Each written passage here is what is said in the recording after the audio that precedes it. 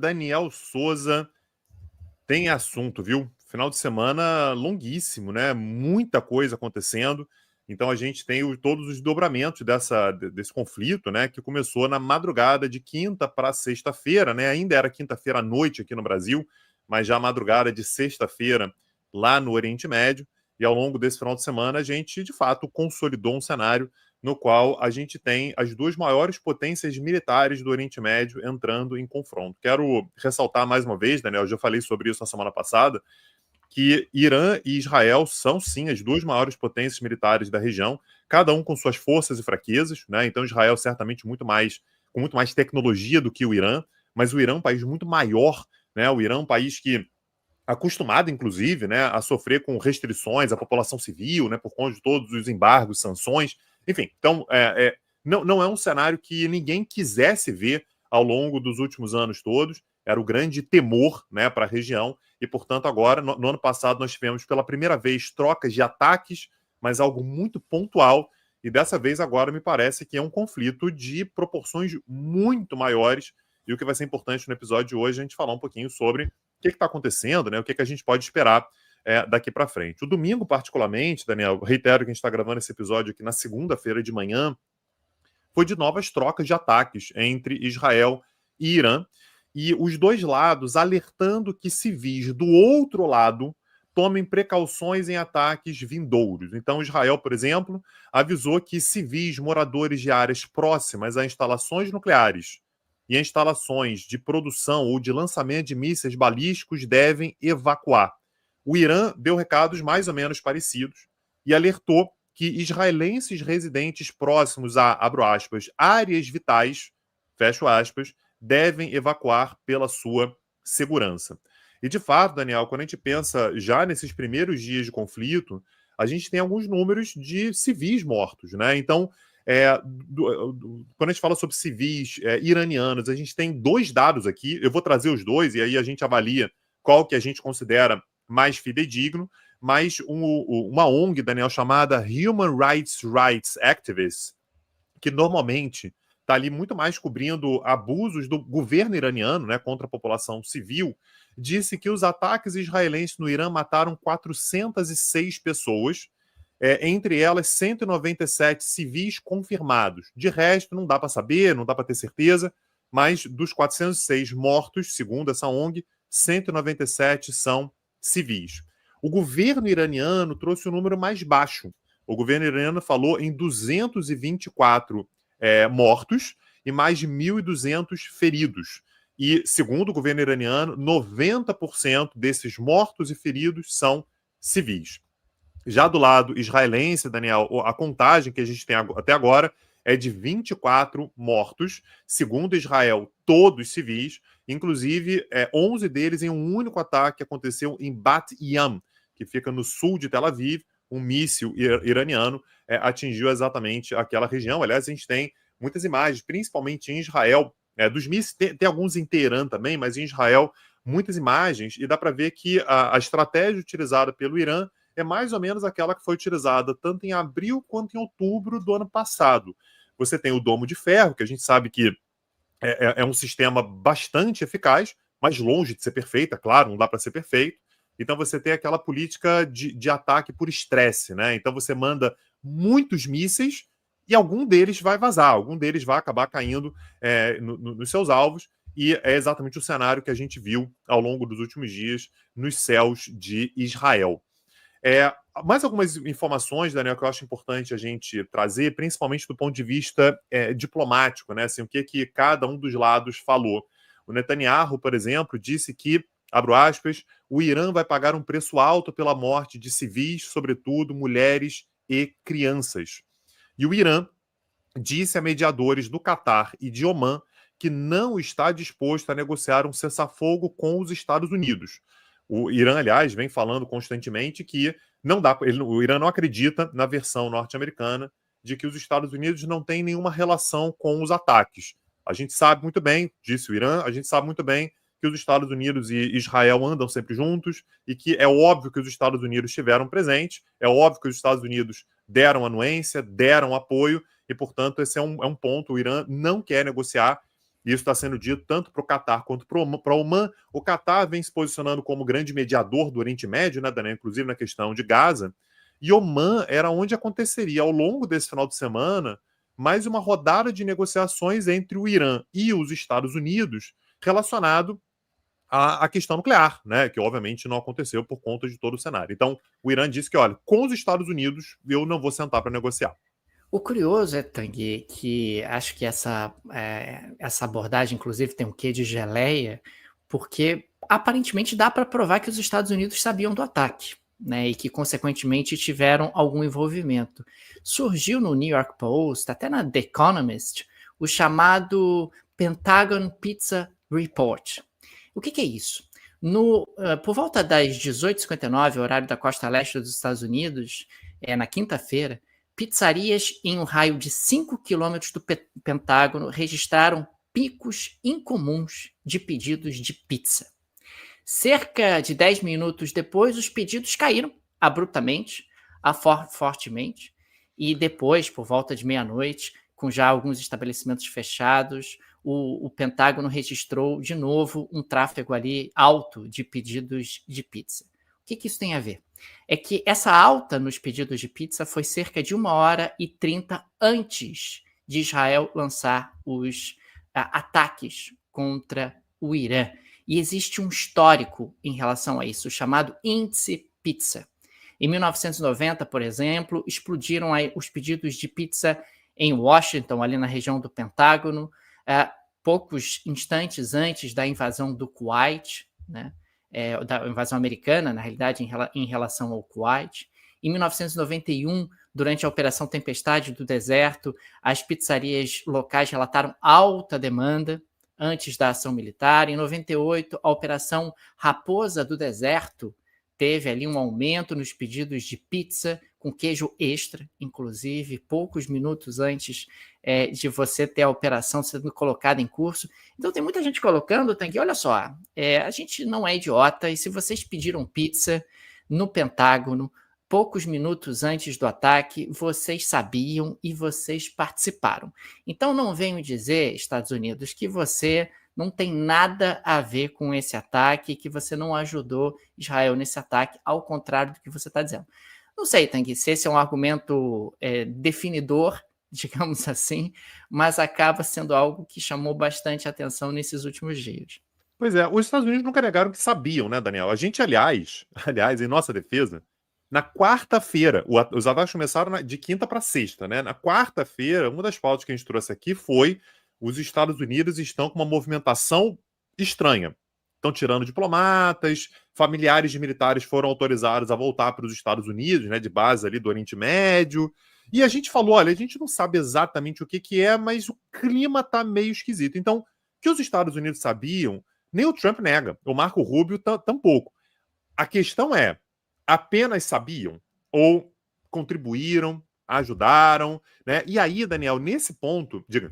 Não, o argumento é que você teve ali o Pentágono trabalhando a pleno vapor, sim, e que, consequentemente, eles não apenas sabiam diante de uma situação como essa, havia ali algum tipo de coordenação, algum tipo de participação.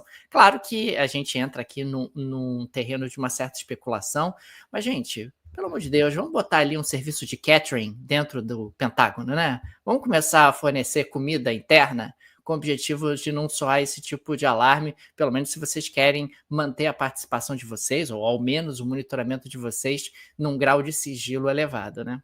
E aí, Daniel, a gente entra num ponto muito importante, que é, segundo a Reuters, pelo menos 14 cientistas nucleares iranianos morreram nos ataques israelenses. Então isso aqui é algo que a gente vem vendo, né? O objetivo israelense é bloquear, travar, impedir que o Irã avance com seu programa nuclear.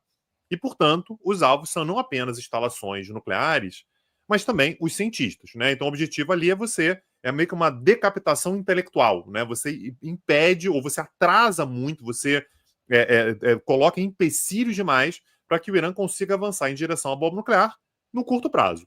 Agora, o impacto real dos ataques até agora no programa nuclear iraniano é desconhecido. A gente falou sobre isso aqui na live que a gente fez, né, no episódio que a gente gravou na sexta-feira, que a gente sabe que Natanz, por exemplo, que é uma das principais instalações nucleares iranianas, foi atingida. Segundo Israel, nós estamos falando de danos severos. Agora, o Irã, Daniel, ele olha muito para o passado também. O Irã sabe que Israel destruiu as instalações nucleares iraquianas no ano de 1981, que são as instalações nucleares de Osirak. Aliás, parêntese, quem respirou aliviado com Israel destruindo as instalações nucleares do Iraque foi o próprio Irã, né? O Irã que tem o Iraque ali como, né, um inimigo, um rival, ainda mais logo depois da Revolução, né, que tinha sido em 79. Então, Israel destruiu as instalações nucleares iraquianas no momento em que o governo de Saddam Hussein estava avançando com esse programa. A mesma coisa aconteceu em 2007, quando Israel destruiu as instalações nucleares da Síria, né? As instalações de Deir ez-Zor. Então, o Bashar al-Assad poderia ter avançado com o programa nuclear, Israel foi lá e destruiu essas instalações. Ou seja, Daniel, o Irã, naturalmente ao longo dos últimos anos, criou instalações nucleares muito mais seguras.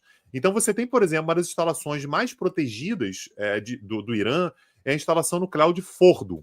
Fordo, inclusive, foi um dos temas mais importantes daquele acordo nuclear assinado lá em 2015 para 2016, liderado pelo Obama na época, né? Só para ter uma ideia, Daniel, Fordo, que fica próximo à cidade de Qom, que aliás é uma cidade muito importante no Irã, uma cidade sagrada no Irã, ela está a cerca de 80 metros abaixo do solo. Em 2023, Daniel, a gente teve uma questão importante, porque a AIA, a Agência Internacional de Energia Atômica, encontrou partículas de urânio enriquecida a mais de 83% em Fordo. Só para lembrar, Daniel, para você gerar energia, você precisa enriquecer urânio a 5%. Para você fazer bombas nucleares, você precisa enriquecer urânio a 90%. Então, quando você encontra urânio enriquecido a 83%, há um sinal de alerta importante. Isso significa que o Irã estava enriquecendo urânio a 83%?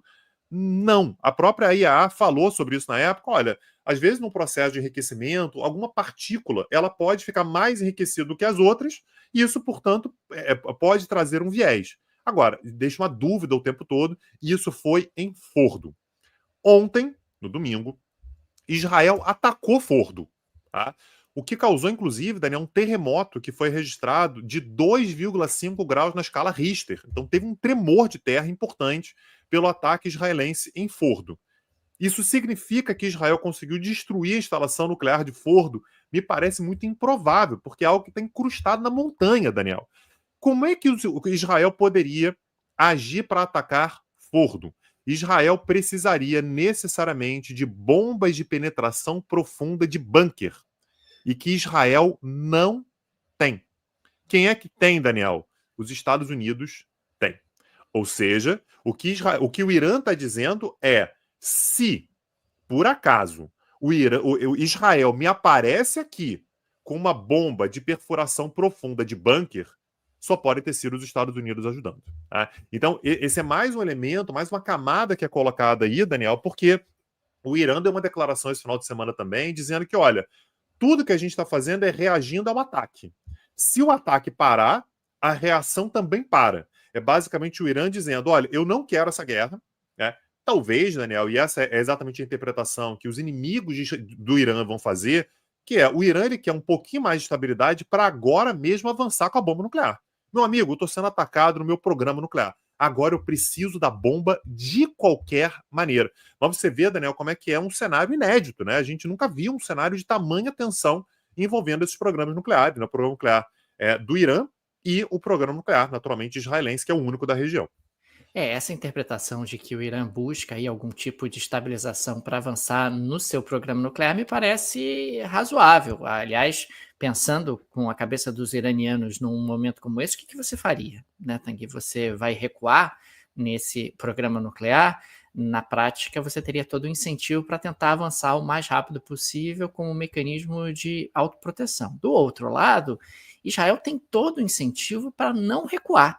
Quer dizer, agora que eu comecei, eu vou até o final. Eu vou fazer de tudo para destruir esse programa nuclear iraniano, que eu considero uma ameaça existencial a mim. Aliás, o Netanyahu não faz nenhum segredo em relação a isso e também sinalizou, inclusive, quando a gente tem ali esse ataque, que o objetivo é também desestabilizar o próprio regime iraniano, né? Uma percepção de que, olha, se o regime cair, muito provavelmente Israel pode voltar a ter algum tipo de aproximação, de reaproximação em relação ao Irã. Aliás, o tempo todo são feitas menções: olha, nós não temos aqui uma guerra em relação à população iraniana, inclusive, que tem um histórico de amizade com Israel, que tem um histórico de amizade com os judeus na região. É quase uma tentativa já de criar um hedge e dizer, gente, quem sabe vocês eventualmente não aproveitam essa oportunidade e derrubam o regime dos ayatollahs, um regime que já não é tão popular assim entre muitos de vocês. Pode ser aí uma janela de oportunidade. Então, Israel vai colocando aí esses dois objetivos. Se você tem esses dois objetivos verdadeiramente, você também vai recuar para quê? Né? Aliás, você vai avançar o máximo que você puder até que esses dois objetivos sejam atingidos ou que você seja impedido de continuar buscando esses objetivos por alguma razão, por alguma contingência.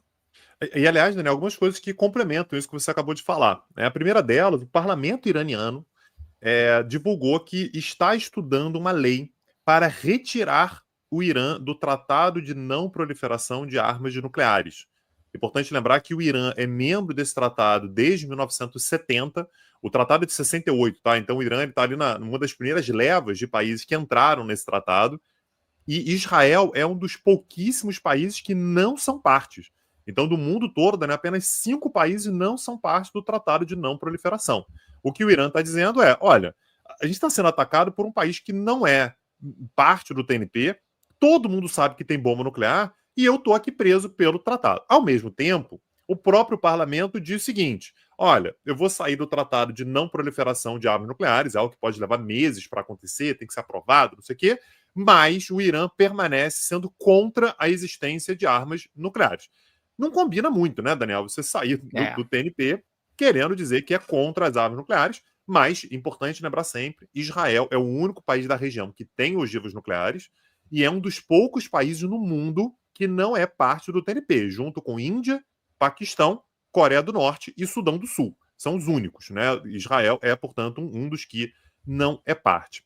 E sobre o que você falou, Daniel, de eventualmente tirar o regime, né, derrubar o regime como uma consequência dessa guerra, segundo a Reuters, o Trump teria vetado um plano israelense para matar o líder supremo do Irã, o Ali Khamenei, nos últimos dias. Tá? O Netanyahu negou, né? O Netanyahu ele foi para a Fox News e disse muitos relatos falsos sobre conversas que nunca aconteceram, mas não vou entrar em detalhes. Não dá para saber, Daniel, se esse plano de fato existiu, mas de qualquer maneira o Trump teria segurado a rédea, olha, matar o líder supremo do Irã, aí não, porque a coisa pode de fato degringolar. E quero falar também, Daniel, sobre o Trump lidando com essa crise. O Trump não estava bem esse final de semana não, viu, Daniel? Então a primeira coisa que ele disse é os Estados Unidos podem se envolver no conflito. Aí você fala assim, porra, se o presidente dos Estados Unidos... Não, ele disse que não está envolvido, mas pode se envolver. Mas pode se envolver, exatamente. Então, não estou envolvido, mas posso me envolver. Aí, Daniel, isso aqui dá um frio na espinha de todo mundo, né? Então, se os Estados Unidos estão dizendo que podem vir a se envolver numa guerra envolvendo o Irã, sabe-se lá o que pode acontecer. Mas falou daquele jeito Trump, né? Tá aqui meio improvisado, meio sem calcular. Aquele negócio que você não escreve. E aí, na sequência, ele fala assim... Estou aberto à possibilidade do presidente Putin, com aquela deferência, aquele carinho, aquele respeito que ele tem pelo Putin, estou aberto à possibilidade... Aquela admiração que só um fã é capaz de demonstrar. Tá aqui. De o Putin servir como mediador e ele está pronto. Ele parece do staff do Putin. Ele está pronto. E ele me ligou para falar sobre isso. E aí, abro aspas, Daniel, do que ele disse na Truth, né, que é a rede social dele. A paz... Pelo menos por enquanto, graças à minha intervenção, e assim permanecerá. Repara, ele disse a paz. Frase seguinte, da mesma forma, teremos paz em breve. Aí eu já me confundi, tá, Daniel? A paz ou teremos paz? Mas beleza. Teremos paz em breve entre Israel e Irã. Eu faço muito e nunca recebo crédito. Mas ok, o povo entende. Make Middle East great again. Faça o Oriente Médio grande de novo. Eu não entendi nada, Daniel. Eu confesso que eu fiquei tentando entender, eu li de novo, aí eu peguei, tinha pego na tradução, né? Eu fui lá no original, também não entendi nada, né? O fato, Daniel, é que tá confuso para saber o que Donald Trump tá pensando sobre isso. E no meio disso tudo, é uma mensagem meio otimista, né? O que ele tá dizendo é: não, vai ter paz, eu vou agir, o Putin vai agir também, meu amigo, né? Meu amigo Putin, vai agir também, vai ser ótimo. Ao mesmo tempo que o Netanyahu tá dizendo, Daniel, que a campanha vai continuar. Na verdade, vai continuar, não. Vai se intensificar. Então se liga aí, porque está apenas começando. Agora, Daniel, eu queria saber dos mercados, cara. Como é que está a economia? O que está sendo dito? O que a gente pode esperar desse cenário todo? Pois é, Tanguy, não é apenas o Trump que está com esse viés, digamos assim, otimista em relação ao conflito. Os mercados também estão. Você tem tido aí uma resiliência dos mercados, apesar da tensão, da escalada de tensões no Oriente Médio, e a aposta majoritária está sendo de que os impactos serão contidos, de que vai ser realmente algo muito localizado entre Israel e Irã, e que você não vai ter desdobramentos globais mais sérios.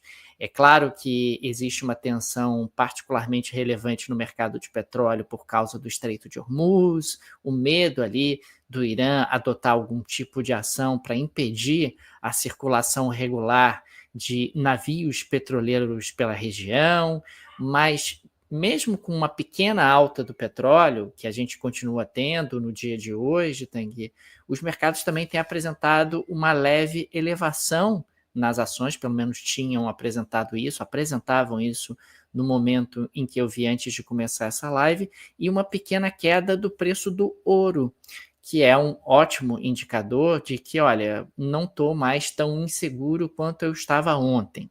Né? O reflexo desse final de semana sobre os mercados acabou sendo essencialmente esse. Olha, ok, está acontecendo uma guerra entre Irã e Israel, existe aí uma preocupação em relação a como o mercado vai funcionar, o mercado de petróleo vai ser impactado, mas não acredito que isso vai trazer desdobramentos maiores.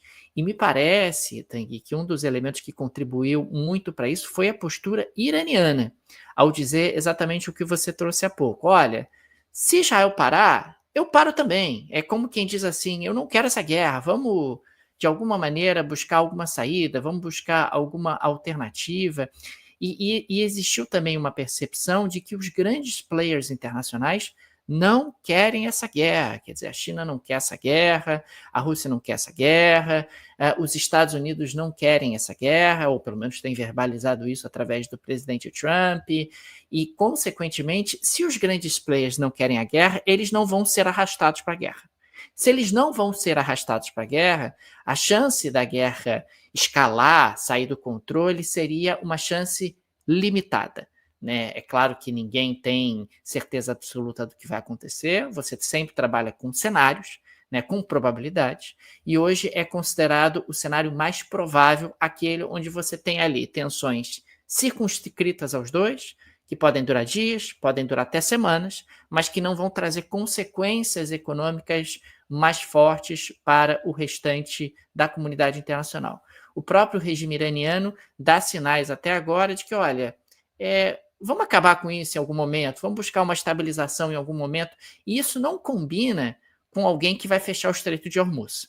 Isso não combina. Né? Não, quando você olha realmente as duas informações juntas, claro que isso pode mudar, claro que você pode ter um regime acuado em algum momento mudando o seu posicionamento. Mas até o presente momento, o que se coloca é que o cenário mais provável é que você vai ter ali alguma limitação, alguma contenção, e isso abre espaço para uma resiliência dos mercados e até algum otimismo.